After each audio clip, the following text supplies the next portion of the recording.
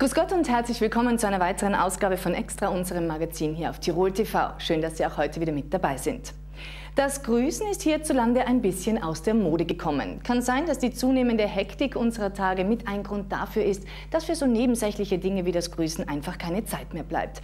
Die Tiroler Versicherung ist ein Unternehmen von Tirolern für Tiroler. Sie hat eine beispiellose Aktion gestartet, um die Kultur des Grüßens in unserem Land wieder zu beleben. Freilich gehen die Menschen, je nach Mentalität oder Charakter, verschieden mit dem Grüßen um. Außerdem ist vor allem in den Städten das Grüßen aus der Mode gekommen. Grundsätzlich ist aber ein Grüß dich, zumindest für die älteren Tiroler, normal in unserem Land. Aber es wird immer seltener, die verwendeten Ausdrücke werden immer fremder. Die haben alle so einen Stress, die gehen natürlich alle ihren eigenen Weg. Man merkt es auch, wenn man ins Gasthaus geht und die setzen sich auf andere Tische hin, aber nie zu einem. Nicht? Ich mache das ganz anders, ich setze mich zu irgendjemandem dazu. Das machen die Leute halt aber nicht mehr. Hallo oder Hi oder keine Ahnung, kommt drauf an, wer es ist, glaube ich. Es ist wirklich der Fall, dass sich die Leute einfach nicht mehr so grüßen. Das ist wirklich so und vermutlich wird es so bleiben, wenn sich nicht irgendwas ändert. Naja, ich denke mir, in der Stadt ist es ja nicht üblich, dass man so vertraut miteinander ist. Man kennt sich ja nicht so gut. Aber an und für sich denke ich mir, ist kein Problem, auch zu jemandem du zu sagen.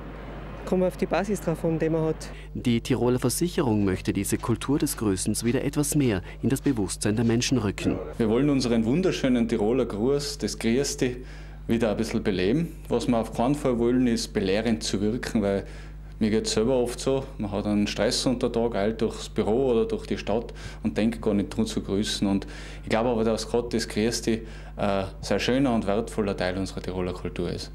Zu diesem Zweck hat das Unternehmen das Grüß dich Tiroler Birchel aufgelegt.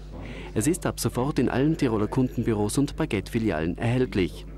Neben dem Grüß dich enthält das Büchlein die Beschreibung einer Unzahl von Mundartausdrücken und soll dem Verständnis von Tirolerinnen und Tirolern aus den verschiedensten Landesteilen dienen. Also unser Land ist einzigartig und so einzigartig wie unser Land sind auch die Dialekte in den einzelnen Gebieten, in den einzelnen Talschaften.